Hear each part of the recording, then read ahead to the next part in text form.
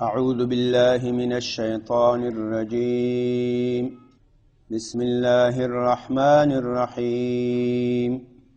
إن تصبك حسنة تسؤهم وإن تصبك مصيبة يقولوا قد أخذنا أمرنا من قبل ويتولوا وهم فرحون.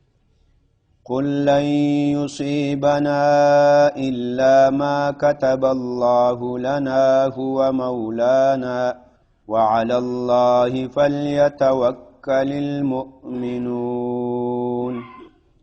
قل هل تربصون بنا إلا إحدى الحسنيين ونحن نتربص بكم أن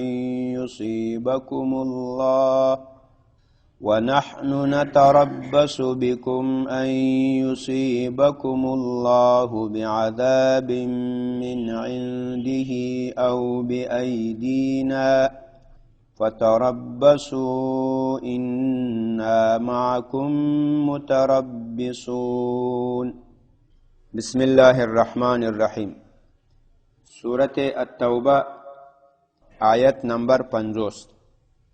مگو تاسو ویلو سیدی آیاتونو کې د منافقینو اغلط صفات لجهاد نه د دې مخ اړول، د مؤمنانو سره د دې قلبی دشمنی، تضاد، حسد، بغض د دې وضاحت کیږي.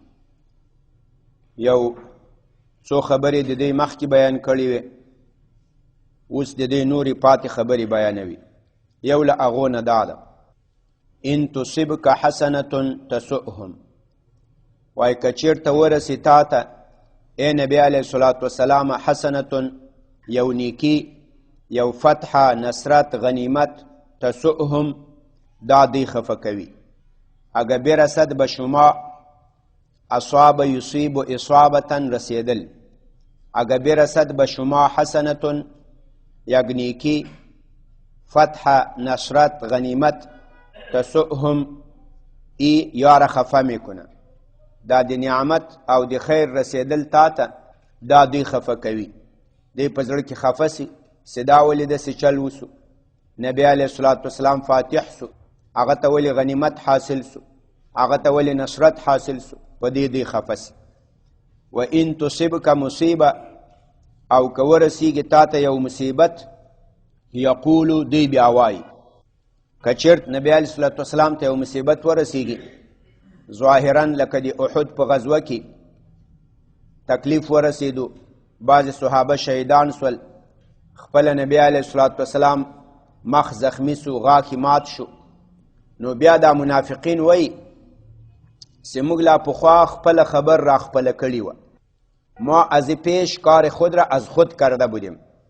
ما کار خود را از خود کرده بودیم. موږ خپل کار خپل کړی و. یعنی موږ پیدو چې دلته تاوان ده، دلته تکلیف ده، دلته ضرر ده، نو موږ خپل ځان راټول کو. ما ګپې خود را جمع کردیم، له تاسې مسلمانانو سره منډیوالي ونه کړه، دا د موږ بچ سو. دا دی خپل کمال بولی. نو دی وایي چې موږ خو پیدو چې دلته داسې تکلیف رسیږي، ځکه موږ خپل کار خپل ځان راغونډ کو او له دې مسلمانانو سره ملګرتیا ونه کړه. موږ ته خدا پته لګېدله کانه. و ان تصبک، او که ورسی تا ته مصیبت، تکلیف، مصیبت، ظاهرا په اعتبار د دنیا، یقولو، بیا دا منافقین وای قد اخذنا، یقینا موږ رانیولی و، امرنا، خپل کار، ما کار خود را از خود کرده بودیم، موږ خپل کار را غونډ کړی و، موږ خپله خبر خپله کړې وه، من قبلو، له دې نه وړاندې، یعنې موږ له دې مصیبت مخکې پوهېدو، مونږ ته دا معلومه وه چې دلته تکلیف ده، دلته تاوان ده، نو موږ ځکه نه لاړو. بیا دا خبرې کوي. ویتولو، او بیا د تاسې له مجلس نه هم پاڅېږي. دا خبره چې په کوم مجلس کې رایاده سي، نو دوی وایي چې موږ خو پېدو کانه چې موږ احد ته نه تلو، موږ خو ځکه خپل کار را خپل کو. ما خو می فهمیدیم که در احد ایتو تکلیف میرسه، ما کار خود را از خود کردیم. دا خبره چې په دې مجلس کې یاد سي، دا خبر وکي و یتولوا، بیا له مجلس نه پاتېږي، بیا له مجلس نه مخ واړوي. ویتولو باز از مجلس رو میگردانن، بیا له مجلس نه پاڅیږي په داسې حال کې وهم فرحون چې دوی خوشحاله وي. فرحون دا جمع د فرحون ده، صيغه د اسم صفت مشابه ده. لفرحا یفرح فرحا، فرح خوشحالي ته وایي، فهو فرح خوشحاله. فرحون دا به جمع سي، واو حالیه ده.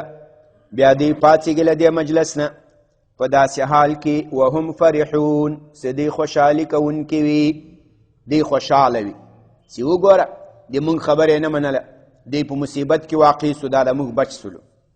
قل ته دوی ته ووایه چې موږ ته نه رسي مګر هغه څه رسي چې الله موږ ته لیکلي وي په لوح محفوظ کې، یا موږ ته رسي هغه څه چې الله موږ ته لیکلي په قرآن کې.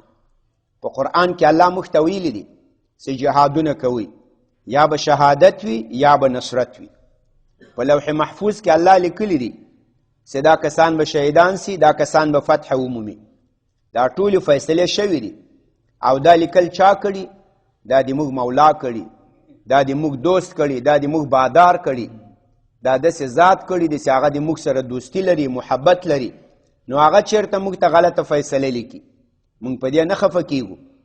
که شهادت وي که نصرت وي، دواړه د الله لیکلي فیصلې دي، موږ پرې راضي. قل ته ورته ووایه لن یصیبنا موږ ته نه رسي الا مګر ما هغه څه کتب الله لنا چې الله د هغې لیکل کړي دي لنا موږ لره په لوح محفوظ کې په قرآن کې. هو دا الله تعالی چې ده مولانا، دا د موږ دوست ده، دا د موږ ناصر ده. دوست ناصر خپلو بندگانو ته غلطه فیصله، تاواني فیصله دا نه لیکي. موږ په دې راضي یو. مؤمن هغه د الله تعالی په فیصله باندې راضي وي. په یو حدیث شریف کې راځي وایي د یو بنده بچی چې مړ سي، الله تعالی پې ښه علم لري چې د بچی مړ سي، دا بنده وایي بیا د خپل بچي په وفات حمد ووایي. موږ خو په نعمت کې حمد وایو، د الله مخلص بندگان په مصیبت کې هم حمد وایي. وایي الله ښه خبرې چې د بنده بچی مړ سو او د الحمدلله وویل. وایي کله چې ملایکه د الله حضور ته ورسي، وایي الله به ورته وایي او هغه خبر ده په هر څه چې د ما د بنده بچی یم ځینې واخیستل. وایي هو. وایي د ما د بنده د زړه ثمرم ځینې واخیستله. وایي هو. وایي د ما بنده څه وویل؟ وایي یا الله هغه خو د تا حمد ویل. وایي ابنو له بیتا فی الجنه وسموه بیت الحمد. وایي دې بنده ته په جنت کې یوه کمره جوړه کړئ، یو بیت یو کور جوړ کړئ او نوم هم پې بیت الحمد کېږدئ، ځکه ده ته په الحمدو سره حاصل سو په باب د مصیبت کې. مخلص مؤمن په یوه کې هم له الله نه یې خفه. مخلص مؤمن وایي چې الله را چې خفه نسی. ابراهیم علیه السلام چې نمرود اور ته اچول هغه خفه نه ولو. یوسف علیه السلام چې په جیل کې و هغه خفه نه ولو. نبی علیه الصلاة والسلام د طایف په سفر کې څومره کافرانو تکلیف ورته ورسول.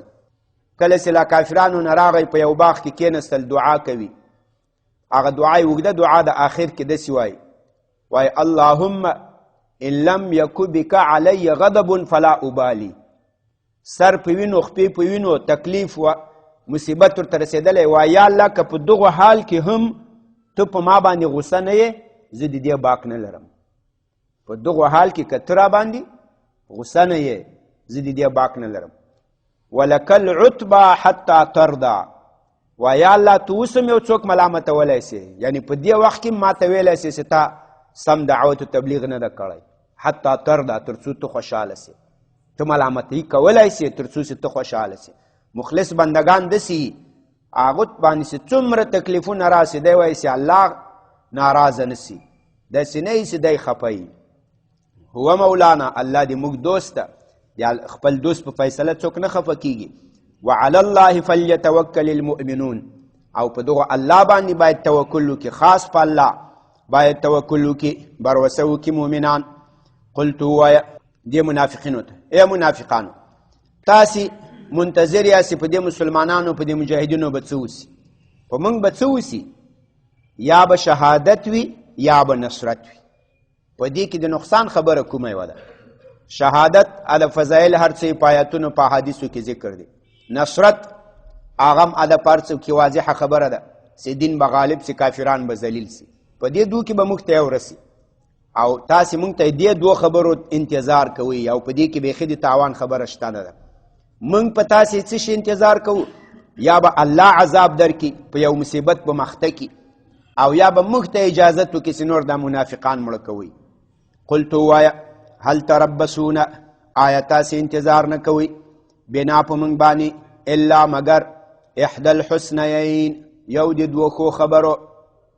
حسنیین دا تسنیه د حسنا ده، حسنا دا مؤنث ده د احسن. احسن اسم تفضیل لحسن یحسن حسنا فهو حسن خایسته. احسنو ډیر خایسته اسم تفضیل مذکر ده.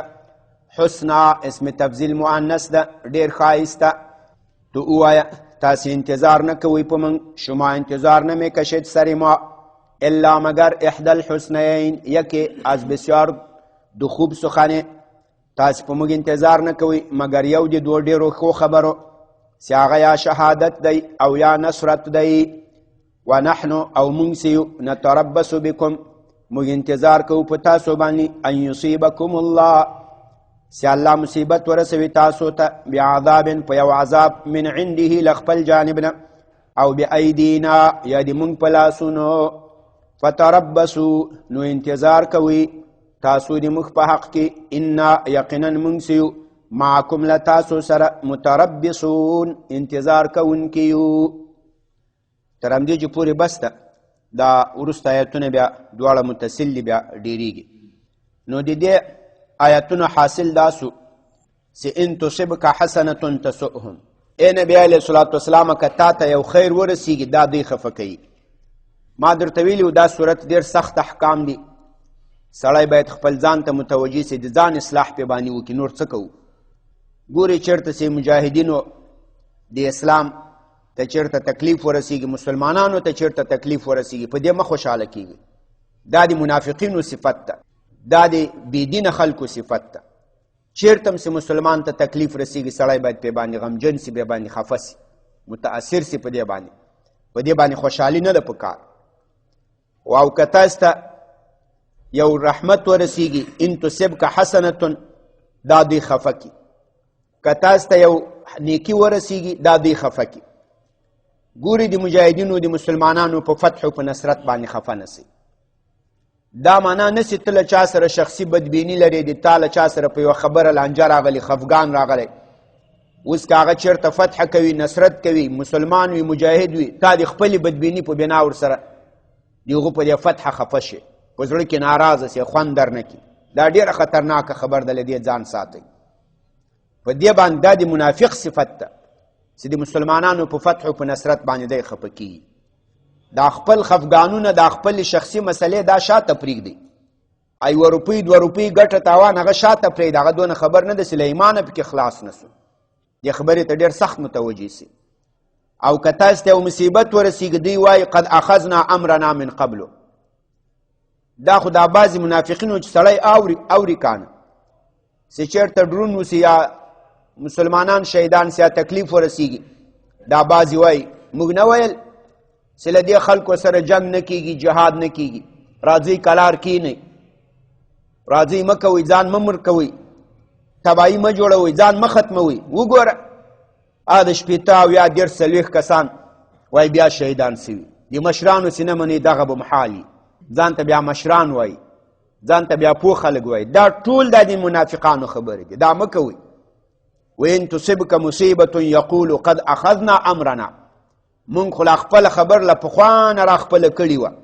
ما کار خود را از خود کرده بودیم، ما میفهمیدیم که تو مصیبت جور میشه، کار نمیشه. موږ پیدو چې داسې تکلیف جوړیږي، دا جنگونه دا جهادونه نه کیږي، نو ځکه هم ځان راټول کو، ګپې خود را جمع کردیم. دا مه وایاست.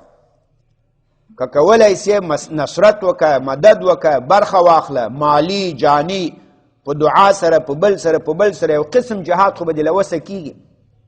دغه د خذلان خبرې مه کوه، دا د منافقینو خبرې مه کوه.